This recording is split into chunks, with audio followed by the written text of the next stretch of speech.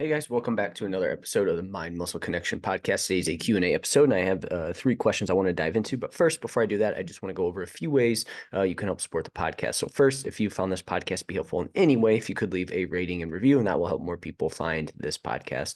Next, I have my free masterclass on body recomp, what it is, how to do it, and the link to that is in the show notes. And then I also have my free masterclass on nutrition periodization, go over each phase, what to do in it, adjustments to make, common mistakes, and the link to that is also in the show notes. Next, if you haven't yet, give me a follow on Instagram, Jeff, and that's where I'm most active on social media.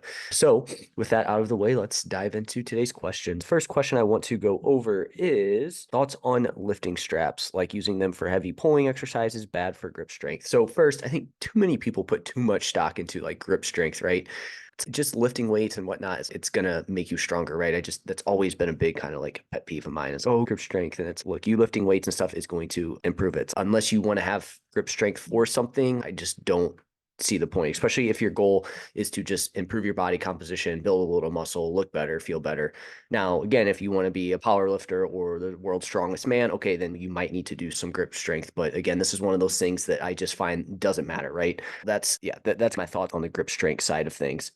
And this kind of leads me to the next thing here, where now it's okay. People say don't use straps because you're quote unquote cheating. What exactly would you be cheating for? Yeah, that was another thing for me back in the day too, when I was a little bit more focused on just like lifting heavy. It was like, oh, if you use straps, you're cheating. And even today, it's like, why do you use straps? What's the point? I'm going to dive into why this is and why I recommend straps. The biggest reason I recommend them is mostly for pulling movements, anything that involves grip, right? Because when it comes to building muscle, we want to make sure that the target muscle is a limiting factor. So if you take certain things like rows, RDLs, lunges, if you're doing those and it's like your grip strength becomes a limiting factor, it's okay, great. That's the limiting factor, not your target muscle. And then therefore now you end up not stimulating a muscle as you should to build as much muscle as you want. So you just have to ask yourself what's more important there with that. So again, because if you don't use straps and other muscle groups end up being the limiting factor, or again, in this example, your grip's a limiting factor, now we're not seeing as much muscle growth as we could be because of that. So we want to make sure that the limiting factor is the target muscle. Let's take here, I guess next where I'll take this is what I recommend. I recommend Versa grips. Those are my favorites there with that. What are some good exercises that we could use? What's been really helpful for me to incorporate Versa grips? RDLs, because again, you're holding the weight and now it's okay. Your hamstrings can take a lot more, but you are stopping because you're about to lose the weight, right? Again, a lot of people are like, oh, that's cheating. Okay, that's fine. If that's your thought, then you're going to miss out on some hamstring development there with that. Now, again, if you're a power lifter and you need to, because I'm pretty sure you can't use straps when powerlifting, right? This kind of shows how much I know about powerlifting, but I'm fairly certain you can't use straps. Okay, then that's an example where you're going to have to learn how to not train for that. But again, if you're just trying to look better, it's okay. And you want to build a little muscle and you don't have to have a competition other than now you just have to set aside your ego, which again, I don't even really understand that, but that's typically where people would not do it is because of an ego thing or thinking that they're cheating when again, we went over why you're not cheating. Then it's, hey, use these straps. So RDLs next would be any back movement, any rowing movement. How many times have you been doing back and you stop because again, your grip or hand, or your forearm is too tired and you can't pull the weight anymore. You can't hold on to it anymore. Again, that's going to be detrimental to your muscle growth. Not that, let me take that back. It's not going to be detrimental, but you're going to be missing out on some of the tank, right? Again, if your back is something that maybe isn't as developed as other muscle groups and you want to bring up your back, which most people need to bring up their back, then you're going to be shooting yourself in the foot there. Again, we want to make sure that we use it for that. Any type of thing where you need to hold the weight. So again, lunges, that's a great one. Because again, if you're just holding the weight and now you have to stop the set because you can't hold onto the weight anymore. Again, that's a misapplication of what we are trying to do here with this. So those would be the top ones that I would use it for. I like to use them for lateral raises as well. It helps me there with that. Helps me hold on to the weight as well there too. So again, to sum this up, I think you should totally use straps, especially if your goal is to just build some muscle, improve your look. Again, it's not cheating. And if anything, it's only going to help you. You can use it on machines. I use straps on machines.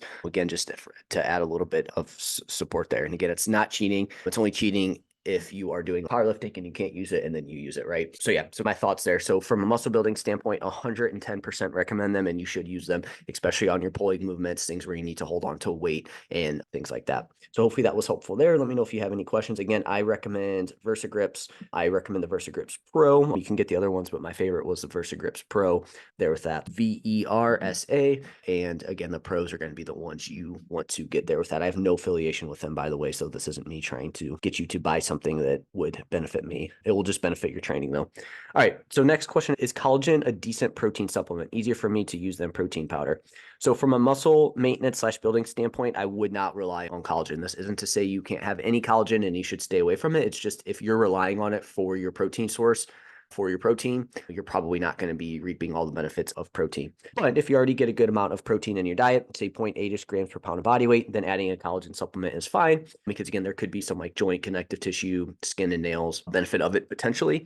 But again, if collagen makes up a good chunk of your protein and protein intake is lower than what I mentioned, you might want to look at increasing protein from other sources. If you're getting 100 grams of protein a day, let's say you're 150 pounds, you're getting 100 grams of protein a day, and 30 of it's coming from collagen, we're going to have to do some work there. Now, if you're 150 pounds and you're getting 150 grams of protein a day and 20 of it's coming from collagen, that's totally fine. So again, it is very context dependent. Why is it not great for muscle growth and lean body mass? The biggest thing is the incomplete amino acid profile. It's missing tryptophan as well as leucine. And we know leucine is pretty important for muscle protein synthesis. So that's the big thing there, is it's not getting all the essential amino acids. So again, proteins are made up of amino acids, some of which are essential because our bodies can't make them and they need to come from our diet. So again, leucine is one of those ones as well too, and it's very important for protein synthesis. Low biological value. This is how efficiently the body can use that protein, and collagen has a lower biological value compared to other protein sources like whey, eggs, or and whatnot there. So again, for protein, we want to be looking at things like whey, casein, plant-based combinations. If we're going to go like a rice and pea protein for building muscle there with that. So again, you can throw it in, but it's definitely something that we don't want to make up a big chunk of our protein intake for the day. So use it sparingly, not sparingly, but just make sure you're getting other protein in. This is very similar to the argument around if somebody's vegan and they're getting in protein, like what do you focus on there with that? And it's, again, we want a high amount of protein per day,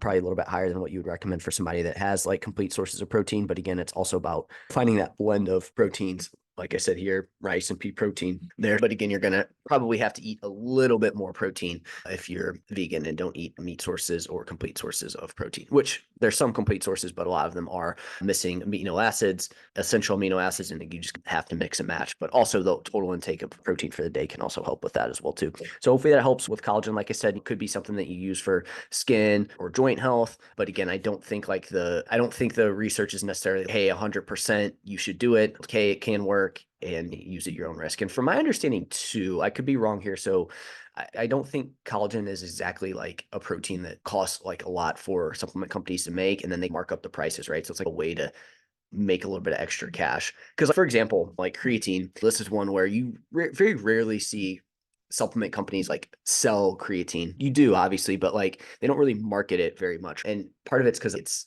they're just not going to make a ton of money off of it. So it's like, hey, a good supplement, but they're also going to try to market the things that can add to their bottom line. Now, again, not all supplement companies are going to do that, but at the end of the day, they're a business and they're going to try to make money where they can. And again, it doesn't make sense to like really try to pitch something like creatine that, probably doesn't make them a lot of money. So again, just keep this in mind when buying supplements. At the end of the day, with supplements, a good protein supplement is super important because it can help you hit your protein goals. But at the end of the day, a lot of people go straight to looking for supplements and they're missing out on basic things like good sleep hygiene, stress management, just good lifestyle practices, good training routines, better nutrition, right? Like those often get overlooked and go straight to, oh, supplement for this, supplement for that, when at the end of the day, they're just going to make a very small dent into your overall physique. But again, it usually comes at the cost of people overlooking the basics, unfortunately. There with that. A side tangent on supplements, but just some of my thoughts. I'd be curious to hear if anybody has any follow-ups or any thoughts to that. All right, so the last question, the one I'm going to spend a little bit more time on is, I'm building now, but want to do a cut soon. How do I lose body fat? This is a good question because a lot of times I do get into the nitty gritty here, and sometimes I lose. Just to go back to the supplement thing there, where I said people overlook the basics. For myself as well, I talk about fat loss, things like that, but then you don't really talk about how exactly to lose body fat. So again, to lose body fat, you need to get into a calorie deficit. I know people hear this and they're sick of hearing like, oh, calorie deficit this, calorie deficit that. You need to eat less and move more. And again, like in a simplified way, that's how you do it. But you need to get into a calorie deficit for multiple weeks on end to really drop body fat. And again, there's some other things that we need to do, but generally, in order to set yourself up for fat loss, you need to be in a calorie deficit, again, which means you're bringing in less energy than you're expending. And you need to do that over multiple weeks. People think very short term with this. Oh, hey, I ate good yesterday. My weight didn't go down. What's going on? It's you had in order to actually see tissue change, to actually drop body fat, like you need to be in a calorie deficit for weeks on end. Okay. So again, a calorie deficit is you're expending more energy than you bring in. And a lot of times people just simplify this to like the amount of, like, for example, they'll track their food on MyFitnessPal and then they'll track their calories burned. And that's what they do for that. So I need to, if I'm expending 1,000 calories in a day, I can only eat 900 calories. That's not how that works. There's 4 kind of distinct ways you can expend energy throughout the day. And it's more complex than this, but this is just a very simplified version of this. So you have your basal metabolic rate, right? So this is the amount of energy that you are burning from just basic bodily functions. And it is partly genetic. It's also based on body size.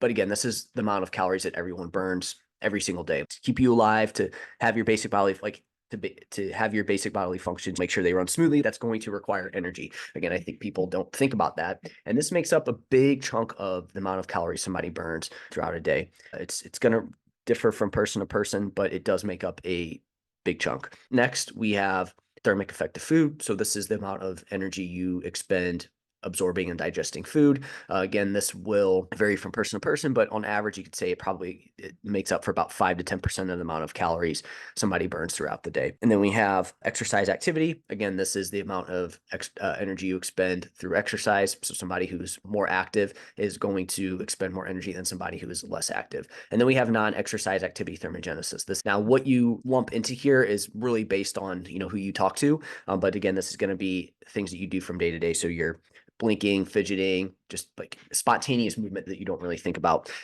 For some people, this could be just like steps. It really depends on how you lump this in, and you can break this up even further. But just to simplify it, that's 4 things that make up your total daily energy expenditure. Okay. So again, a lot of times people think it's just exercise activity that burns calories, but it's just, again, everybody's going to burn energy every single day, just laying there, even if you're not doing anything. What does this mean? What does this average out to? I think for most people, we're looking at, for somebody, again, that gets good sleep, is healthy, eats a balanced diet, again, not just eating quote unquote health foods all the time, but a relatively balanced diet. They weight train. You're probably looking at somewhere around 2,000 calories, maybe a little bit more, anywhere from I would say if I took that person, probably anywhere from 2,000 to 3,000 on average is the amount of calories that person's going to expend in a day. Okay. Again, there's so many things that are going to go into it. It's hard to sit here and talk about each and every one, but just generally there. Now, if you take somebody who is small, they maybe don't get great sleep, their diet is out of whack, they take medications, certain medications,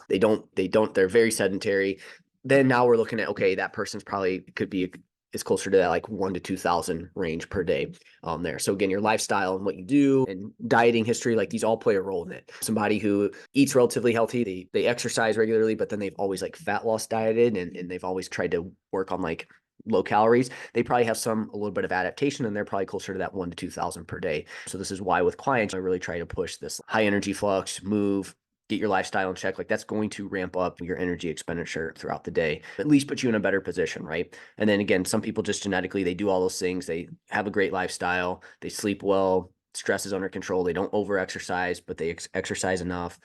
Some people genetically are still going to fall in that 1,000 to 2,000. And then you have genetic freaks on the other end that probably are more than 3,000 calories per day, right? So there's this large range, but I would say in general, most people are going to fall in this 1,500 to 2,500 range if we can combine all lifestyles and everything like that. Okay. And then obviously energy in, it's simple. It's the amount of energy that you bring in via food, right?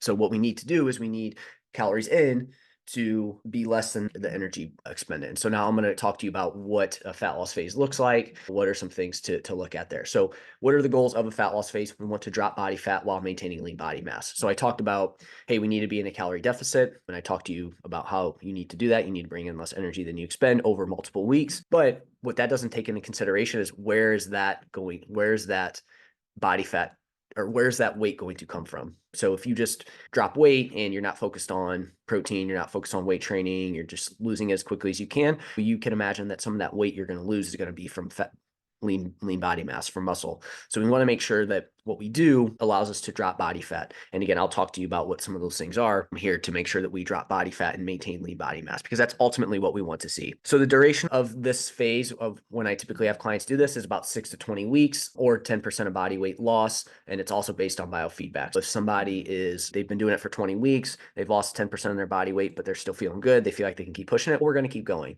If they're at 18 weeks and they've lost about 15% of their body weight, now they're feeling like crap, hunger super high, it's really hard to stick to it, then we might wrap up the fat loss phase for the time being. Okay.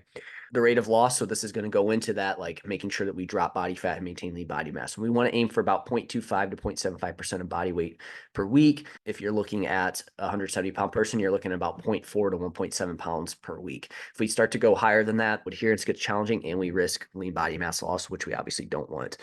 From a macro standpoint, we want protein to be about 0.8 to 1 gram per pound of body weight, around 30% of body weight for fats, and then carbs we want left over from, again, however many calories we need, and based on the protein and fat numbers, right? I think the big thing there, though, is you want protein to be around 0.8 to 1 gram per pound of body weight. From a training perspective, we want to push for muscle growth. Even though we may not build as much muscle in a deficit, we still want to push for that, because what you do to build it is what's going to maintain it. And then we'll do cardio as needed based on your goals, and we'll also do steps as well too. Somebody might ask, how do I know if I'm in a calorie deficit? How do I know if it's working? You should see a trend down in your average weight over 2 to 3 weeks. So if you're not seeing your average weight trend down over 2 to 3 weeks, you're probably not in a calorie deficit, or you may be seeing a little bit of body recomp. So this is why we also want to take progress pictures, measurements, and how clothes are fitting as well too. But if you're not seeing that trend down weight over 2 to 3 weeks, something's going on, right? You'll either need to make a calorie decrease, an activity increase, or a combination of both. But you also need to look at your adherence. Most people overlook that adherence side of things, but that's super important there with that.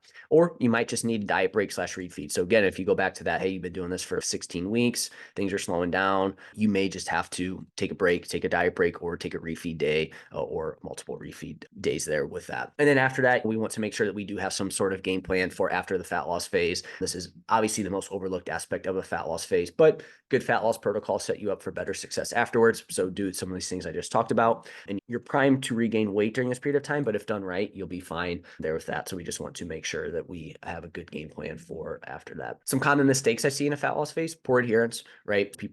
They try to diet. They'll diet for 4 days out of the week, and then 3 days they're just winging it. They end up eating more calories than they think, and they're like, tracking calories doesn't work for me. I can't lose body fat. You got to make sure that you're in a deficit for multiple weeks on end. And if you're not tracking, and then those days you're not tracking, you're just eating anything and everything, you don't really have a game plan, you're going to end up being closer to your maintenance, maybe even a surplus at the end of the week. Another mistake is calorie / macro numbers are off. Let me go back to poor adherence. So basically with that, so again, being in a calorie deficit for multiple weeks on end is not easy. It's a very challenging thing to do. So it's not going to be easy, but and so it is going to require a little bit of extra push for you, right? So you're going to have to make those tough decisions. You're going to have to make some sacrifices. And if you're not doing that, and you're not doing that for at least 85 to 90% of the week, you are going to struggle with that. But again, that's your issue. It's not the calorie number. It's not your protocol. It's your adherence needs to improve. Now, again, could the protocol be improved to help you stick to it better? Yes. But at the end of the day, that doesn't mean that things are going to be easy. It still is going to be, you're still going to have to make some sacrifices somewhere. But again, I can't harp on enough in terms of how important adherence is. Again, it's probably your issue there with that. Next, if you're not seeing the weight loss or fat loss that you want to see, your calorie and macro numbers could be off. Again, you may have plugged in your numbers on a calorie calculator. And like I talked about, calories expended is very variable from person to person, and there's a lot that goes into it. So again, you may need to make an adjustment there. Another mistake is poor diet quality. People just do that kind of if it fits your macros approach. They try to put in as many tasty foods as possible, and they end up eating highly palatable foods, and that makes them more hungry, makes them crave it more. And then if you're also actually in a deficit, you're actually sticking to your caloric amount, you're going to be super hungry. Those foods are going to taste even better. But the big issue is it also just makes it very challenging to stick to a calorie deficit for multiple weeks on end, which is what we need to drop body fat. Poor diet quality could also be you're not eating enough protein, you're not getting enough fruit and veggie as well too. Next is an overemphasis on scale weight or poor standardization around that scale weight. So again, overemphasis on scale weight being like, oh, I need to see my scale weight go down every single day. I need to make sure it goes down every single week. But if it doesn't, I got to restrict more and more. And again, that can lead to some body comp issues and adherence down the line. So again, this is why I said we want to take progress pictures. We want to take measurements. We want to look at other factors as well too in this process. But then poor standardization of scale weight. So again, somebody may weigh in at random times throughout the day, throughout the week, and they're only looking at one single weigh-in.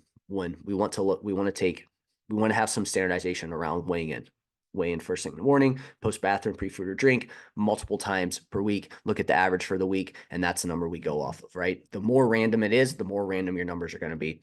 And then next, the last common mistake is just going for too long and or going too fast as well too. So again, it's, oh, hey, I've been doing this for 25 weeks. I'm just going to keep going until I get to my goal weight. Again, that could be a potential issue. It's going to be really, you might lose lean body mass. It's going to be really challenging to stick to there with that. But then also going too fast. Again, I mentioned why that's an issue, but that is another common thing here where people want to see that weight come off super quick. And again, in the short term, I understand, but that's not going to set you up for long-term success there. So that's my overview on how to lose body fat. If you want to learn more about like this phase and other phases, my free masterclass on nutrition periodization is for you. Also, if you have questions on how to specifically set up a fat loss phase for you, how to set up a nutrition, your training phases, how to set up how many reps to do, how long to rest, how to make sure you're maximizing your time spent in the gym, then my free 30-minute strategy call is for you. And the link to that is in the show notes. I'm also just a DM away. So if you ever have any questions, you can just shoot me a message on Instagram as well too. And that's it for now. I will talk to you next time.